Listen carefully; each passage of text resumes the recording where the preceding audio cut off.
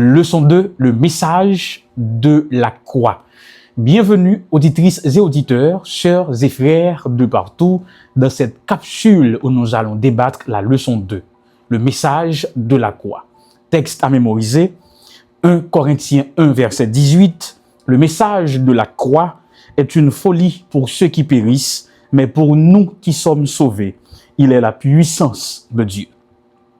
Il est bon pour me dire nous d'entrée de jeu que le leçon que nous allons étudier pendant ce maintenant, il est considéré comme le cœur théologique de 1 Corinthiens ou bien de la première épître adressée aux Corinthiens. On nous prie pour qu'à comprendre. S'il te plaît, Père, mettez dans bouche nos paroles pour nous dire.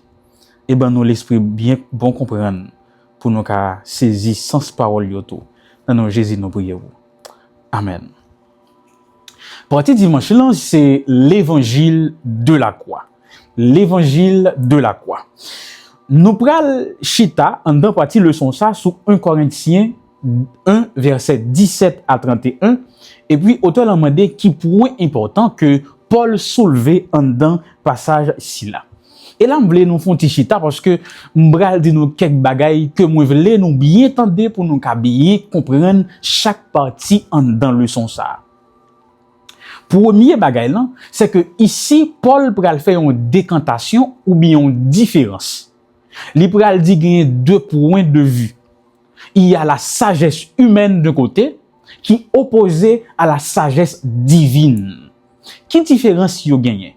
La sagesse humaine, selon Paul, l'a cherché le salut par la philosophie, les œuvres ou la puissance humaine. Tandis que la sagesse divine lui révélait le salut par un Messie crucifié. Et c'est ça qui pral idée mère en dans toute leçon semaine. On nous chita toujours en pousser petit brique là plus loin. On pral rendre compte là où lit 1 Corinthiens 1:17, Paul pral dit que li pas venu pour le baptiser, mais il venu pour le prêcher l'évangile. Li pas venu pour le prêcher l'évangile là avec propre sagesse pali, mais li venu pour le prêcher yon Messie crucifié. Et c'est ça que nous allons étudier en dans partie dimanche là. 1 Corinthiens 1:17 que m'a affiché pour nous rapidement. Donc Paul dit, on pas venu pour me baptiser. Attention, déclaration ça pas sous-entendre que Paul pas venu pour le baptiser du tout. Non. C'est parce que à l'époque, tu as gagné deux ministères. Deux ministères qui pas séparés, non, mais qui pas forcément exercés par un même monde. Je vais m'expliquer au plus bien. D'un côté, il y avait le ministère du baptême. Je prends un exemple que nous connaissons, Jean-Baptiste. Jean-Baptiste ne faisait que baptiser. Oui, il prêchait, mais baptisait beaucoup plus. Il y a également le ministère de la prédication. Exemple, Jésus. Jésus a beaucoup prêché, mais Bible n'a pas mentionné, pas même un baptême de la part de Jésus. C'est disciples qui étaient baptisés. Est-ce que nous comprenons? Ça ne veut pas dire pour autant que celui qui prêchait ne pouvait pas baptiser. Non. Mais dans bien des cas, il y a qui dit que m'a prêché seulement, il y a l'autre qui dit m'a baptisé seulement. Dans le cadre d'un apôtre, apôtre a été jugé nécessaire pour y passer plus de temps dans prédication continuelle de la parole de Dieu au lieu de aller baptiser. Est-ce que nous comprenons? Dans le cas de apôtre, il a décidé qu'il a passé plus de temps dans prédication continuelle de la parole de Dieu ou bien dans l'annonce de l'évangile du salut et puis il a quitté baptême nan by l'autre monde qui est dans l'église là. Donc, en ce sens, quand Paul dit, Jésus pas voyé pour me baptiser, même pour annoncer l'évangile, c'est pas dire que moi pas besoin me baptiser, ou bientôt baptême pas dans le ministère, c'est pour dire que priorité mission, priorité appel moyen, priorité vocation en tant qu'apôtre, c'est la prédication de l'évangile, cette affaire de baptême, moi qui te pour l'autre frère, pour l'autre sœur, qui a exercé ou bien rempli fonction ça. Et comme si nous regardons aujourd'hui, dans l'église adventiste, les prédicateurs viennent prêcher campagne là, c'est pas forcément lui-même qui entre en dans baptistère, à baptiser moun yo. C'est souvent pasteur l'église avec quelques anciens qui baptisent moun yo. nous comprenons mon ami yo. Eh bien, on nous pousse cette petit brique là plus loin. Il dit, Jésus pas voyé. Et là, auteur l'entend comme tout, prêtez attention avec le verbe envoyer. Songez, m'te dit dans leçon 1 que le mot apôtre vient du grec apostolos, m'a réécrit pour nous. Même j'entends le mot envoyer, il gagne même racine ou bien il apparenté avec ce mot apôtre. Parce que le verbe envoyer, c'est apostello. Apostolos, apostello. Apôtre ou bien envoyer, envoyer comme verbe à l'infinitif avec ER. Est-ce que nous commençons à comprendre côté mière? Il dit, Jésus voyait, il m'a envoyé pour annoncer l'évangile. Sans la sagesse du langage. Sans la sagesse du langage.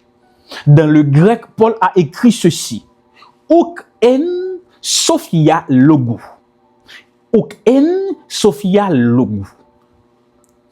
On commence avec le mot logo. Le mot logo, nominatif, c'est logos. Dans certains passages du Nouveau Testament, il traduit par discours, parole. Dans d'autres passages, le mot logos est capable de dire raison ou bien sagesse, comme dans le cas ici. Mais, Sophia logo est une expression. C'est un idiome que lié. Qui ça veut dire? Il était souvent utilisé dans la rhétorique grecque pour capable parler de un argument qui chita sous philosophie pure. Est-ce que nous comprenons? Sophia logo, c'est une expression qui dérive de rhétorique grecque pour parler de un argument qui chita sous philosophie, sous raisonnement. Donc Paul dit, moi je viens annoncer l'évangile sans philosophie, sans raisonnement humain, sans Sophia logo, sans argument rhétorique grec là. Pour qui ça?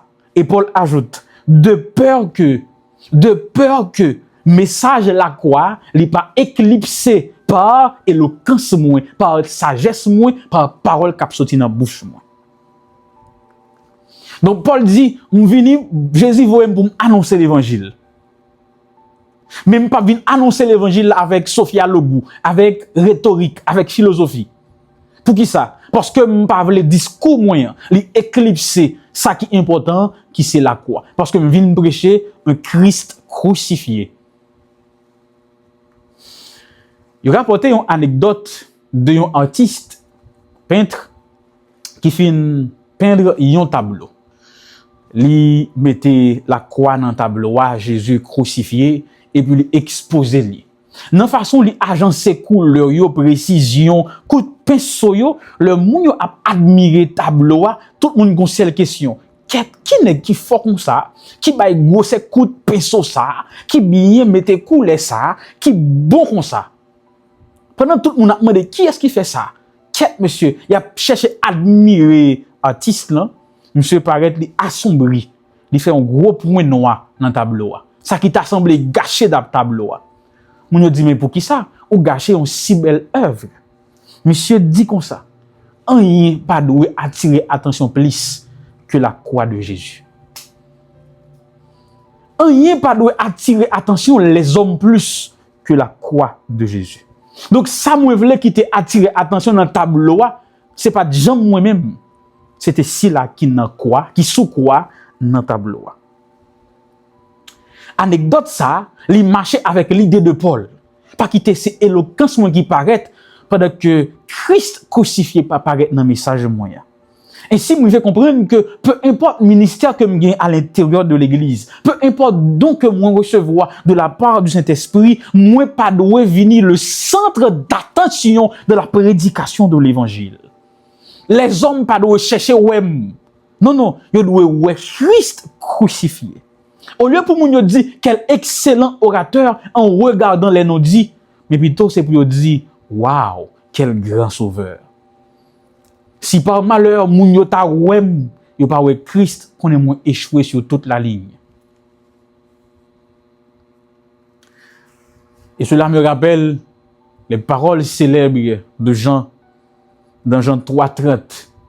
Il faut qu'il croisse et que je diminue. Que dans exercice fonctionne, dans ministère, quel que soit don que nous t'avons recevoir, quel que soit effort que nous faisons pour nous perfectionner dans ça. Jamais, oh non jamais, que nous pas jamais le centre de l'attention des humains, mais que Christ et Christ seul soit le centre, l'objet d'admiration de moun k'ap gade, k'ap koute, k'ap béni dans le ministère. Parti lundi, une folie pour ceux qui périssent. Autant pour dire non, allez lire 1 Corinthiens 1, verset 20, 21, 23, 25 et 27. Il dit, comment référence ça y fait nous comprendre cette déclaration de Paul, le message de la croix est une folie pour ceux qui périssent. Une folie pour ceux qui périssent. Le regard de 1 Corinthiens 1, verset 17, l'Ibral dit la doctrine de la croix, ou bien la prédication, mais il y a une traduction qui est fidèle avec le texte original. C'est la doctrine de la croix est une folie, moria, pour ceux qui périssent, et sagesse, sophia, pour nous qui sommes sauvés. 1 Corinthiens 1, 18.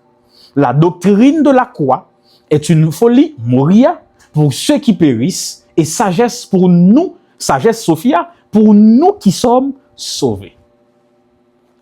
En commentant ce passage, Adam Clarke va déclarer ceci.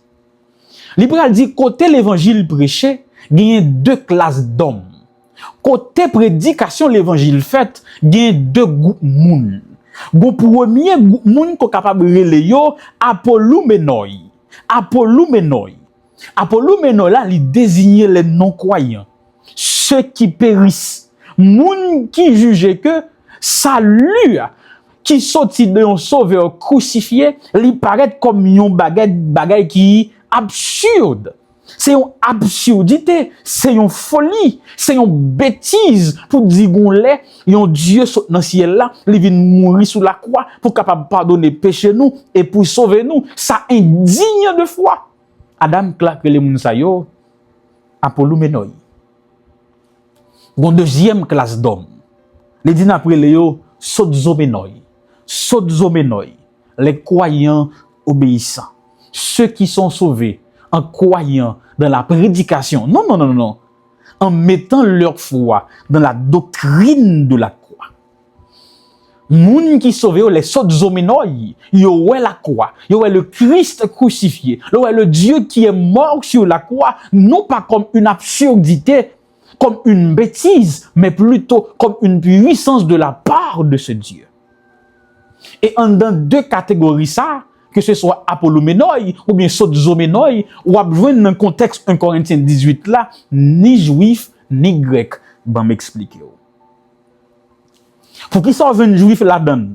Pour qui ça c'est une folie de le Paul a parlé de la croix. Au premier siècle, les Grecs, mais qui ça a été dit? Dieu devait être trouvé par la philosophie. Pour te joindre, bon Dieu, le Dieu de l'univers, il fallait passer par la philosophie. Il y a un sauveur qui vient mourir sur un croix, pas qu'un Dieu pour les Grecs. Qu'en est-il des Juifs? Les Juifs de leur côté, ils ont espéré un Messie conquérant, un Messie qui vient renverser l'Empire romain pour étendre domination sur toute terre et non pas un Messie que Roméo t'a exécuté avec tant de facilité. Ils ont un Messie conquérant. Donc, un Messie qui exécuté par les Romains est un échec et pas un Messie tout bon. Donc, ni côté grec ni côté juif parce que grec avec juif c'est deux principes destinataires l'Etsa, ni pour grec ni pour juif, attend yo pas comblé. Yo déçu de un tel messie, de un tel roi. Un roi qui se fait crucifier, un messie qui se fait crucifier par les Romains. Attente yo pas répondre, yo contredite. Pour qui ça, c'est une folie. Parce que dans la prédication de la croix, dans l'évangile de la croix, la force de Dieu se manifeste dans sa faiblesse. On va développer ça tout à l'heure. La force de Dieu s'est manifestée à la croix, qui était un signe de faiblesse, d'ignominie. C'est une folie pour parler d'un Dieu qui mourit sur la croix. Parce que à la croix, dans la prédication de la croix, dans l'évangile de la croix, la victoire passe par le sacrifice. Dieu s'est sacrifié pour que nous ayons la victoire sur Satan et le péché. Il n'a pas fait sens. Il est absurde, c'est une bêtise. Parce que l'évangile de la croix dit que la vie vient après la mort. Le roi de l'univers portait une couronne. Ce n'est pas une couronne d'or, une couronne d'argent, une couronne de diamant, une couronne d'épines. C'est même Jean Jodi là, au cas où une série de monde qui réfléchit, qui raisonné autour de la Bible, autour du récit de la croix, qui dit mais ça n'a pas aucun sens. Comment ça, un Dieu vient mourir sur la croix, il humilié à ce point, et puis c'est ça que vous voulez accepter comme le Dieu de l'univers. Auditoire, pour là, t'es composé majoritairement de Grecs et de Juifs, donc pour les deux, un tel Messie, le message de la croix, l'évangile de la croix était une absurdité, une bêtise sans pareil. Aucun philosophe de renom n'a jamais accepté l'évangile de la croix. Aucun juif tout bon n'a accepté l'évangile de la croix. Parce que ce n'est pas ça que Messie a pour juif là, ce n'est pas ça que Dieu a pour philosophe grec là. Et c'est pour ça, avec un pile de raison, quand Paul prêchait, moun yo passé dans risible, moun yo passé dans tintin, yo passé en bas pied.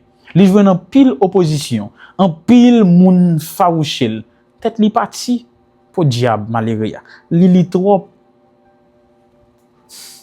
Li pense gros savelier. Comment m'accepter en tant que juif yon messie que romain autoye? Son échec total. Ici, mes bien-aimés, chers et frères, malgré les gens qui t'a projeté, moqué de Paul, gon l'autre groupe moun qui accepte l'évangile de la croix. Ça veut dire que quand nous prêchons l'évangile, il y a toujours un groupe qui a passé dans le risible, qui a fait gros raisonnement, qui a philosophé avec l'évangile, avec la Bible, pour montrer limite non que c'est parce que nous pas qu'à raisonner, c'est parce que tête nous vide, qui fait nous accepter l'évangile là, mais gon l'autre bout cap toujours well comme la vérité. C'est une folie pour ceux qui périssent, mais pour nous qui sommes sauvés, est-ce que nous voyons la différence là? Pour ceux qui périssent, nous sommes en verbe là, mais pour nous qui sommes sauvés, déjà accompli, le sujet subit l'action. Pour ceux qui périssent, pour nous qui sommes sauvés. C'est que nous sommes déjà sauvés. Parti mardi, une puissance pour ceux qui sont sauvés. Autant on dit, allez lire Colossiens 1:20 et puis 1 Pierre 2:24, qui ça Jésus accompli pour nous à la croix. Vu que nous parlons du cœur théologique de 1 Corinthiens, nous parlons de l'évangile ou de la doctrine ou de la prédication de la croix, nous avons petit pioché dans Colossiens 1:20 avec 1 Pierre 2:24 pour nous voir qui ça Jésus fait pour nous à la croix, pour qui ça croix ça est si important, pour nous parler de lui comme ça. Là, on va regarder Colossiens 1:20 et puis 1 Pierre 2:24, on voit que Jésus accomplit 3 bagailles à la croix, qui fait que nous obligés parler de lui comme ça, qui fait Paul obligé faire de sa première épître adressée aux Corinthiens le cœur de sa théologie. Premièrement, Paul dit dans Colossiens que Jésus réconcilie nous par le sang de la croix. À noter que moi-même avec vous, nous sommes ennemis, mon Dieu, parce que nous avions désobéi. Vie nous, choix nous, penchant nous, yo pas concordé, yo pas match avec la volonté de Dieu. Ce qui déplaît à Dieu, c'est ce qui nous plaît naturellement. Et ça te fait que nous sommes dos à dos. Et Jésus, par le sang de sa croix, les réconcilier. Nous-mêmes qui étions dos à dos, nous venons réconcilier avec mon Dieu. Deuxième barrière que Jésus fait sous la croix, vu que c'est nous-mêmes qui étions transgressé la loi. Or, transgression de la loi, c'est péché. Donc, nous péchés, il fallait que quelqu'un paie. Faut que des gens qui payaient, qui passaient à la caisse. Jésus est passé à la caisse. Par sa mort expiatoire, les réconcilier. Donc, Jésus est mort à ma place. M'pap si pas nous rappeler nous image là que dans la justice divine, il fallait que si jodi a la gagne des milliards d'habitants sur terre, il fallait que gagne des milliards de croix, mais Dieu dans son amour par une seule croix, par une seule mort, il épargnait toute l'humanité. Et troisième bagaille, un, les réconcilier nous, deux, les poter péché nous yo, troisièmement, les offrir nous une autre direction, une nouvelle vie. Il a fait de nous de nouvelles créatures. Il nous a transformés. Il nous a réconciliés par son sang. Il a porté notre culpabilité et puis il offrit nos innocences et puis il ban nous une nouvelle vie par sa mort. Mais qui ça Jésus fait sous la croix? C'est pour ça que nous ne sommes pas capables de parler de la croix. Parce que la croix, c'est sens la vie en chrétien. Parce que la croix, c'est tout ça qui baille sens avec prédication de l'évangile. Parce que la croix, c'est toute raison pour nous espérer des mêmes millions. Parce que la croix, c'est ça qui fait essence l'évangile là, qui fait essence vie chrétienne. Nous, pas qu'à chrétiens sans l'évangile de la croix.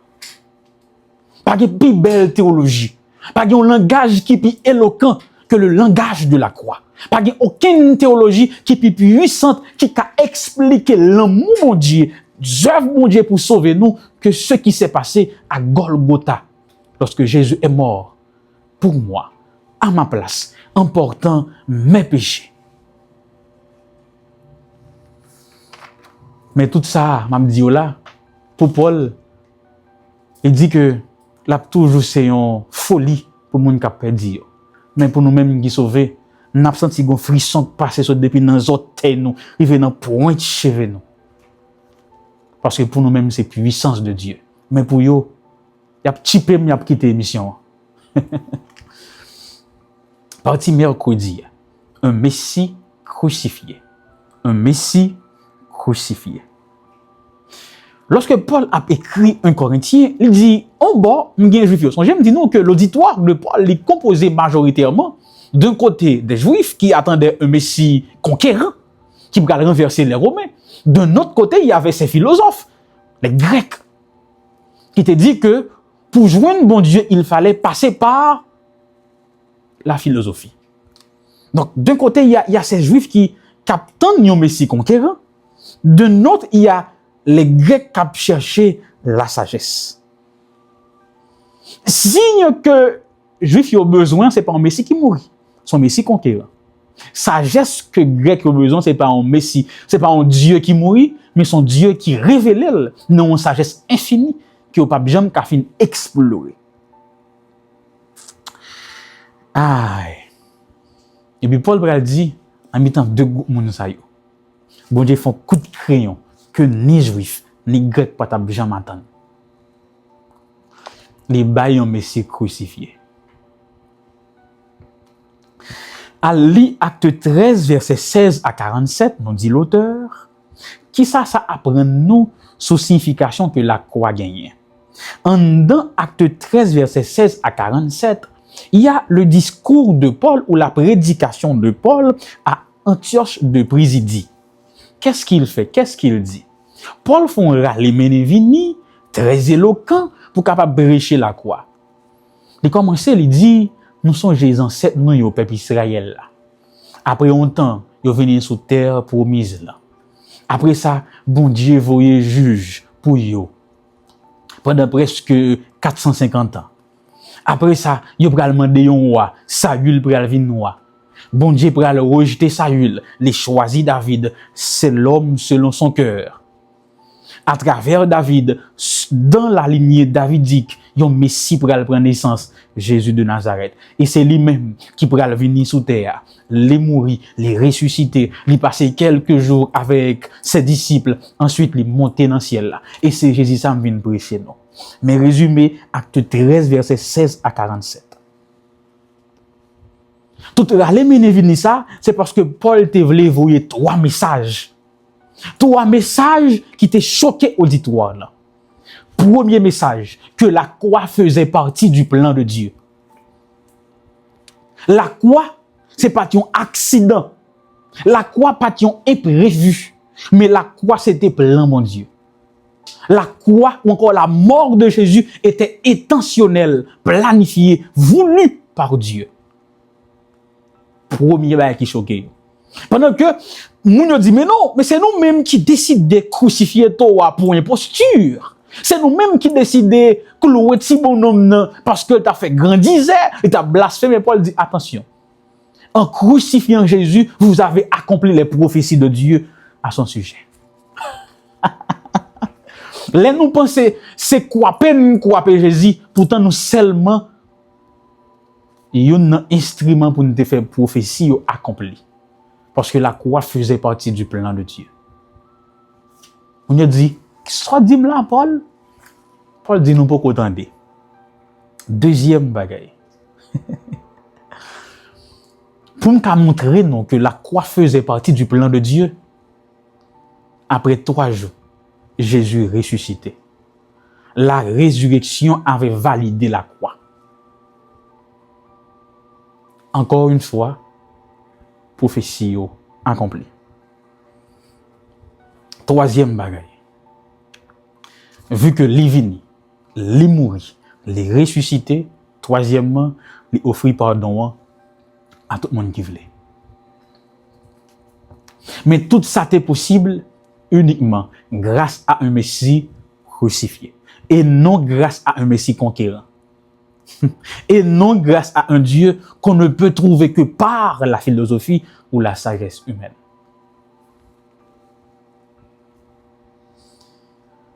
Il a fallu un Messie crucifié pour que le monde soit sauvé. Il a fallu que Dieu descende dans très fond humiliation. Parce que nous connaissons ça déjà. Puis violent mort, il y a un cas sibi. C'est la croix dans l'époque là. Puis tout le monde est mort dans toute bagaille. Ou pas mourir sous quoi. Li j'étais déshonnête ni sous famille. Puis tout mal est arrivé.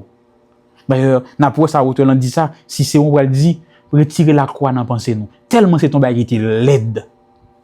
Et puis c'est là bon Dieu passé.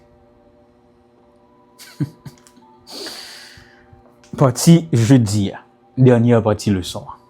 Christ, la puissance et la sagesse de Dieu. Moi-même, je vais l'ajouter pour nous 3 bagailles. Pendant que l'auteur l'en partie, ça a développé la puissance et la sagesse de Dieu, moi, je vais développer la faiblesse, la puissance et la sagesse de Dieu. Anoshita.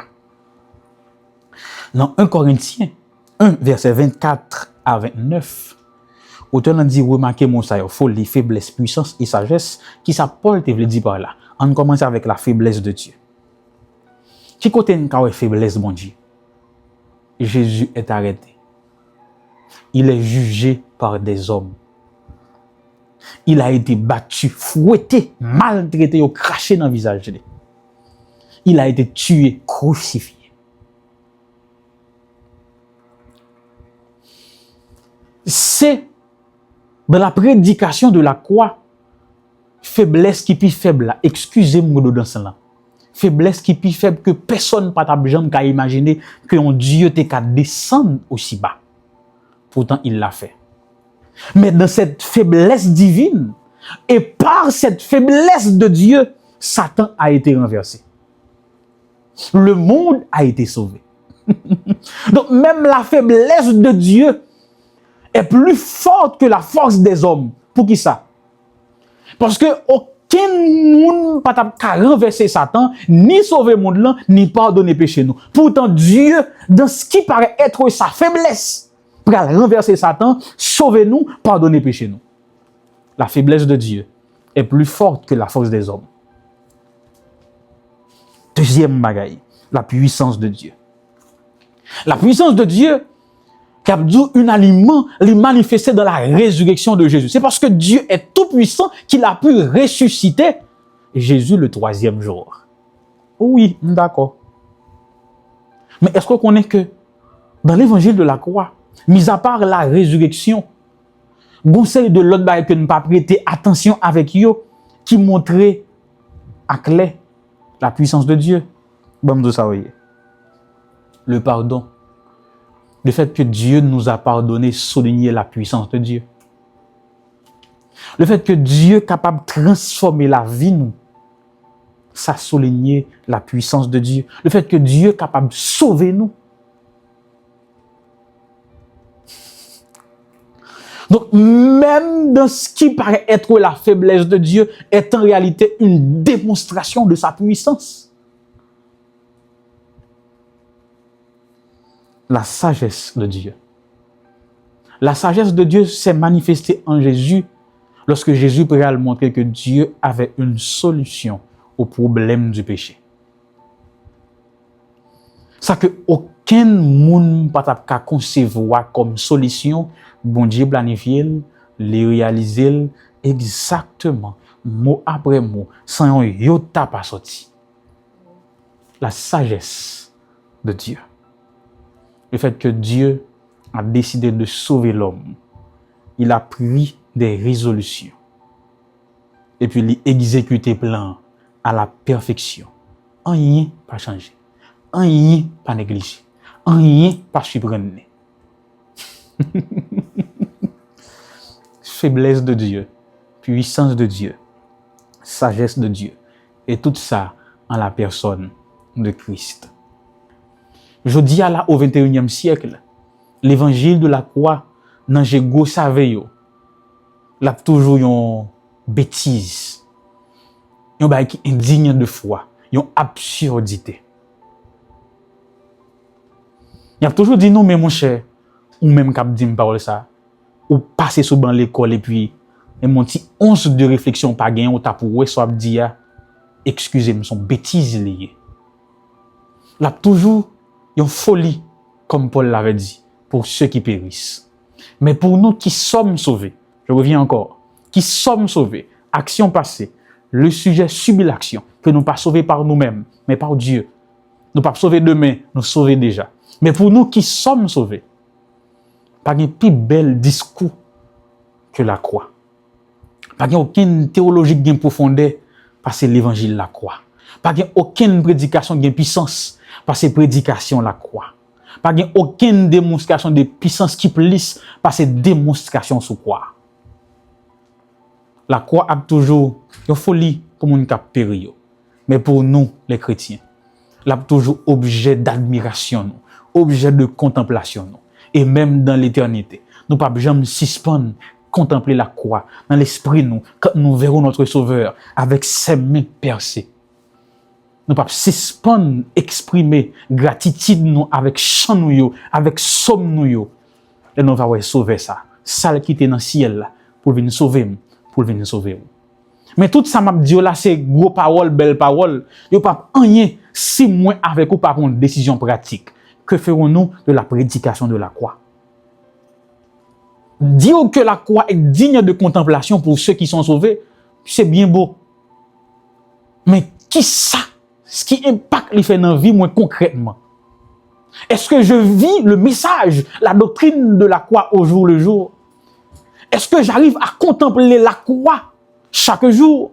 Est-ce que moun qui n'entoure arrive à contempler la doctrine de la croix dans mes dires, dans mes actions, dans mon mode de vie, dans mes décisions? Si l'homme fait une prédication de la croix, c'est contemplation chrétienne, me dit amen, et il de malé, qu'est-ce m'a fait? Tout le monde qui n'entoure pas qu'à contempler la croix, non moins, qu'est-ce m'a fait l'église là? Que l'Esprit de Dieu vienne en aide à la communauté de l'Enondi pour aider les gens qui n'entourent nous, les gens qui n'a côtoyé, pour être capable chaque jour, pas seulement dans le sabbat, chaque jour, pour voir la croix, pour yo contempler, pour yo connaître, pour yo sentir doctrine la quoi que n'a vivre chaque jour, la caille nous, l'église là, dans marché, dans travail là, dans la rue, dans lumière, qu'on en fait noir. Que bon Dieu bénisse nous à semaine prochaine pour l'autre émission.